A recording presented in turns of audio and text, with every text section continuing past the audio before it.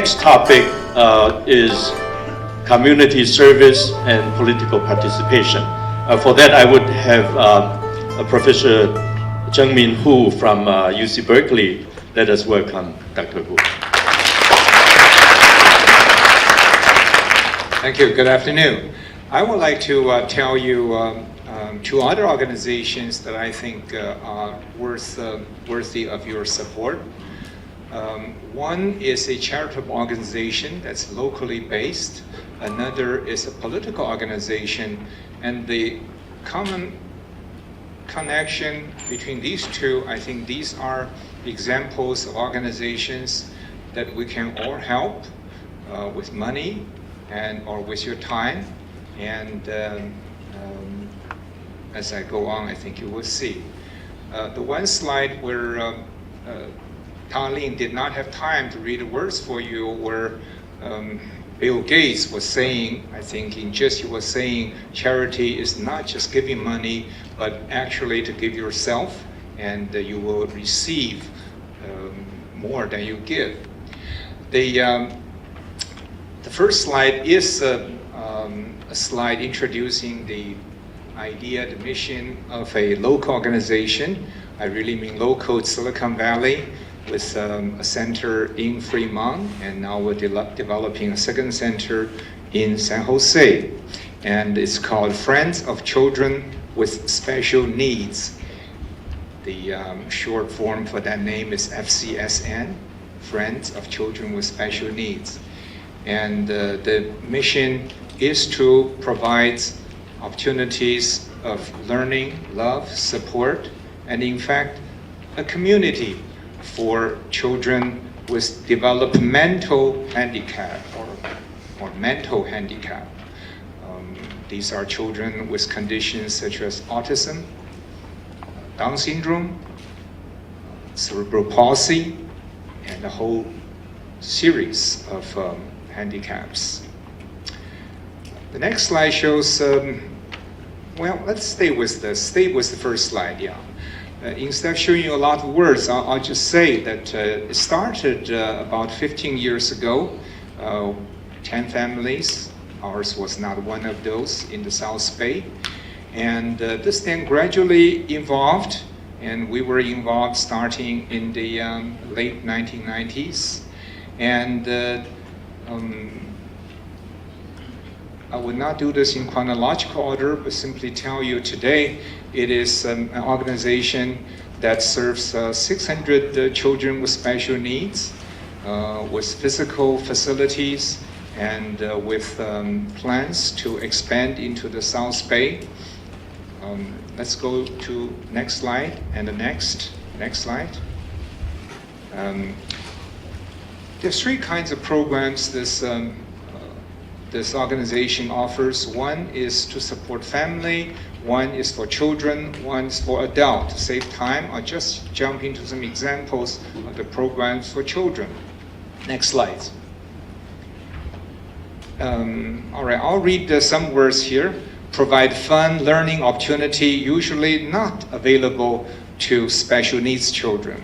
Explore the children's hidden talents. Develop permanent friendship among the children. And that turns out to be very important, because we really believe what's needed by these children and adults is a community.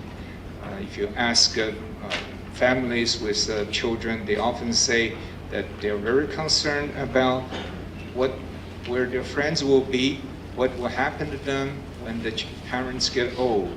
So developing friends is very important. Next slide. And so not only friends among these children, also we involve a lot of volunteers. Volunteers tends to be high school students from local schools. Some of them have siblings that have special needs. Most of them do not. And this is a volunteer program, is a very important part of our community building. This is a play group. Other examples. Next slide. Yoga class, next. Summer sports camp, next.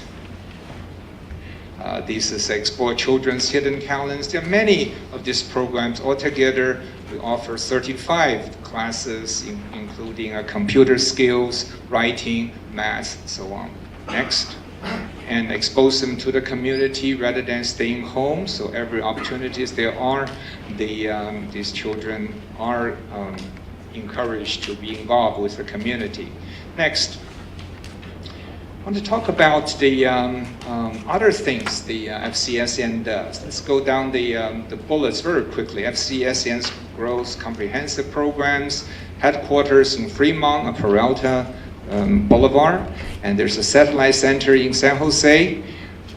Parents build apartment for adult children. I'll talk about that a little bit. This is what I mean by involvement. It's not just money. Of course, money is very important. In fact, I hope to get some of that from you to this organization, but also needs involvement. And the parents have some involvement that actually including building living facilities for these children as they grow into young adults. I'll show you some example. The next slide. So this parents decided what they would do is they put some of their own money out first. It's a seed money. And found a parcel of land in Fremont, bought the land, and divided land into two parts. One part closer to the main road becomes the starting point of a nonprofit corporation called FCSN. That's the name of this nonprofit corporation. And then the parents went out to raise money to build a physical facility, an FCSN center. That becomes a physical base to offer these programs that I just mentioned. And the other half of the land is for something else I'll tell you later. So this is the way the foundations were laid. Next slide. And this is the picture on the right is the center called FCSN Center.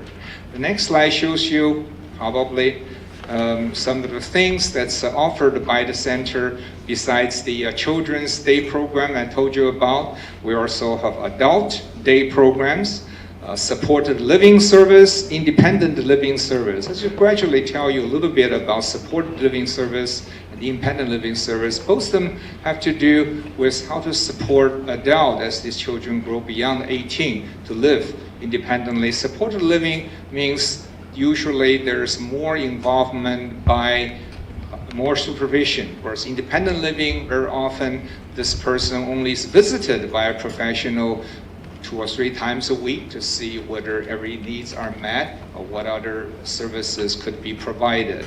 So these are offered. Next slide. Just shows you some examples. The center-based program, meaning offered out of Fremont, and these are some of the clients, we call them, supported by that. And the community-based program right now is being offered out of San Jose. We are in the phase of raising money to try to build such a center. Next slide. For the adults, we give them supported employment, vocational training, life skills, academics, social skills, healthy lifestyles, community integration. So a few examples in the next few slides. Next slide. This shows the placement in local businesses. Turns out we only had success with Walmart. So for that reason, I do a lot of shopping at Walmart now. And it's not easy actually to find the businesses that are willing to give these young adults a chance. Actually, FCSN will have paid job coach to take these children to work and stay with them for as long as needed, if it's months, until they are able to perform the jobs before these clients are left to work at a business. Next slide. Many of them actually take classes in colleges. My son Raymond have taken classes in Ohlone. Next slide. Supported living service, I would just then the parents formed a partnership and put money in and build apartment buildings. So these apartment buildings can take 30 of young adults and the other 10 and 10 more rooms for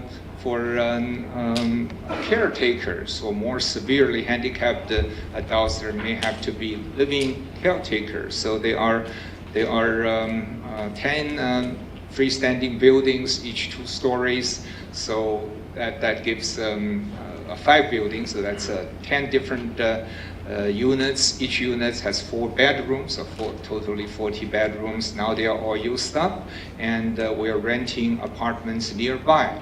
And so we can have several dozens of young adults with the support of FCSN. They can live independently. Next slide. And so some of the things they do in the apartment. Next slide. And they do fun activities, trips, besides the not just work. Next slide. So the name is Friends of Children with Special Needs. When you think about the charities to support, think about it. When you want to volunteer some of your time, suggest your children to be involved, remember this name. The next organization I'd like to introduce to you is a political organization. This is called the 80-20 Initiative. If you want to Google it, you remember the name on the bottom of the slide is 80-20 Initiative. Now, this is a political organization that never holds annual galas. There are no parties, but rather it's very much a hands-on, very focused organization. We work simply by collecting email addresses. Now we have several 100,000, and this is what we really need to ask your support. $35 a year membership is a small thing, but we really hope to get your friends' email addresses, because this is the main asset of this organization. With this several 100,000 email addresses, we can, if you will, blackmail the politicians that you have to do something that we see is unfair for the Asians, this injustice should be corrected.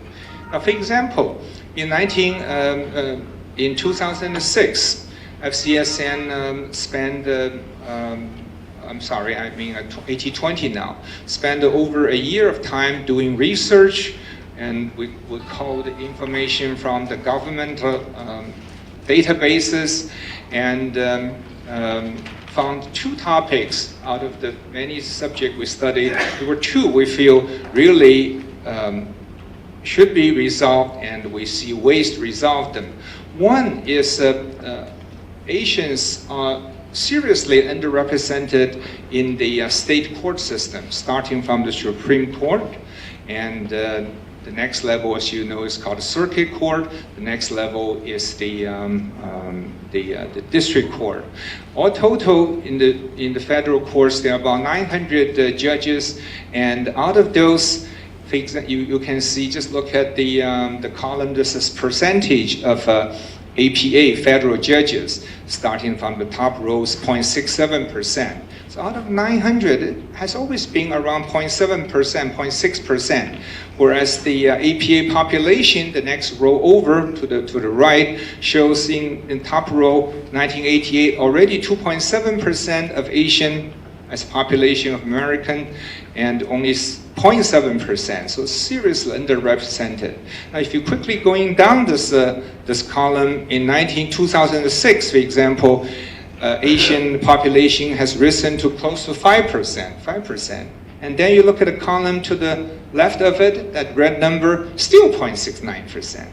And so not only the situation is not getting better, it has gotten worse. And it doesn't matter which party is in power, because over this 20-year period, Republican administration, Democratic administration have come and gone. The situation never improved, and in fact, relative to the underrepresentation, that among the underrepresentation actually gotten worse. So in 2006, 80-20 decided to take this one on, and held a press conference in Los Angeles, invited several Asian federal judges to attend, 替我们站台, and they really confirmed this is a serious problem. And then 8020 had this strategy. So we're going to ask the presidential candidates to make a pledge to correct this. And the idea is that if you make a pledge, then we'll use the email address to support you, to help you win the primary, and hopefully this will get you into the White House. And if you help us do this, that's great. If you don't help us do this, then don't count us to help you in the next re-election. So in order for this strategy to work, of course, we really need members, need email addresses. You can bluff a few times, we cannot keep on bluffing for decades. So we really need you to come in. But this did work. In 2008, during the, next slide, the presidential election, Obama, we'll talk about this later. Let's continue the story. Let's go on. Yeah. So Obama was having trouble getting through the primary win. He was about to lose the, looks like behind the California primary because, partly because Hillary already signed the pledge, therefore 8020 endorsed Hillary Clinton. But 10 days before the California primary, Obama came around and said, I will sign this pledge as well. Now, what did he sign? So I just read you the last few, and I won't read you, I just tell you, there are only really two issues we wanted him to do.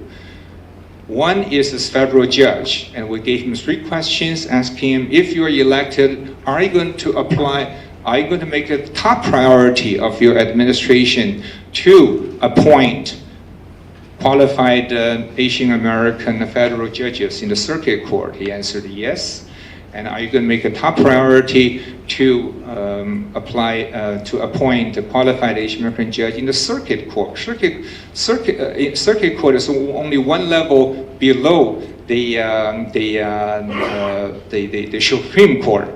By the time he signed this pledge, there was 0 Asian American circuit court judges, 0, right? Not even 0.7%, 0%.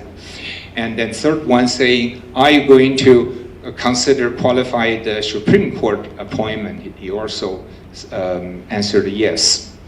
So next slide. And we asked Obama to do this. We work on the presidential candidates because the way federal judges are appointed is that presidents nominate them, Senate confirms them. So the president must nominate these judges.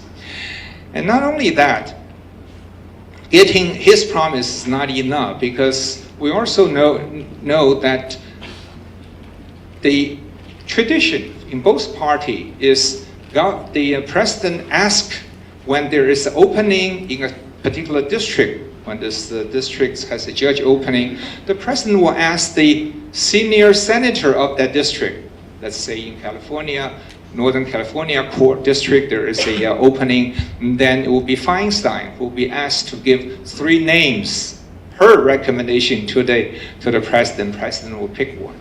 So we have to watch where they are, these openings, and then mobilize our members to fax to that senator, as well as we make phone calls. I personally have made at least a dozen phone conversations with Feinstein's judicial analyst, for example. So it's good news is that, so in 2009, that number has increased to 10, rose to 2009. 10 is the number of Asian American district court judge. That red number 1 in the parentheses is the number of Asian circuit court judge. Circuit court is one just right below the Supreme Court, as I said. So from 0, not 1.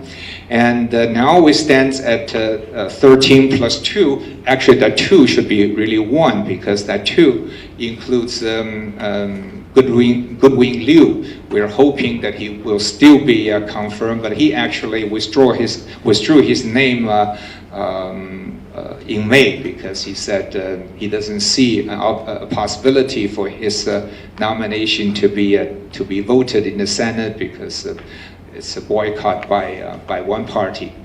So the number has improved significantly. Now we're talking perhaps 1.5% from the 0.7%, but still we're far cry from this 5%. So the work is just beginning. We need to continue. I want to tell you about another thing, and let's go back 3 slides, David, please. So that's the other thing we identified in 2006 that we'll stay here, yes. Again, after about a year of research, it takes even longer time, using data that you can find from the Labor Department government statistics, we have found the following. You have all heard about bamboo ceiling, but we never see good numbers for these. So 80/20's research produced this chart. I think it probably will surprise some of you. So the y-axis is the chance relative. What we're plotting here is the following. If you look at the title, you will see chance to rise to management. Chance to rise to management. How do we define that? We take the number of Asian American managers, right? In the nation. You can imagine this is available in government statistics.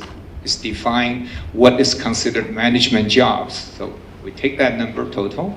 And then we collect the number of Asian Americans in the pool for managers, so-called management pools. This also has been defined by the Labor Department. What type of employments considered the pool to feed into the management? So we take that number, take the ratio of the two, is what we call here the chance of rise to management. Does that make sense? The managers divided by the number in the pool. And we do the same for the total nation. We also did it for the Black, for the Hispanic, for the women. Different large identifiable minorities, as well as the national average. Is okay? All right. So now we're plotting this chance to rise to the management, and the blue line there is the national average. So any bar that's below the blue line is below the national average. The national average is 1. All right. So let's start one by one then. Let's just look at by color. Well, let's look at the horizontal axis. So we look at the Asian American. You can already see it's way below blue. Way below blue. And then there's the whites. The next is blacks. The next is Hispanics and the women. So we further look at the different sectors. The largest sector, obvious, is the private industry. So just like let's look at the private industry, the white bars. So you can see that for the whites in the nation, the white bar is just a little bit above 1. That's fine. The black is still below 1, but significantly above the Asian white bar. Hispanics is getting close to the blue bar. Now women is not doing as well, but all the other minorities are doing much better than the Asians.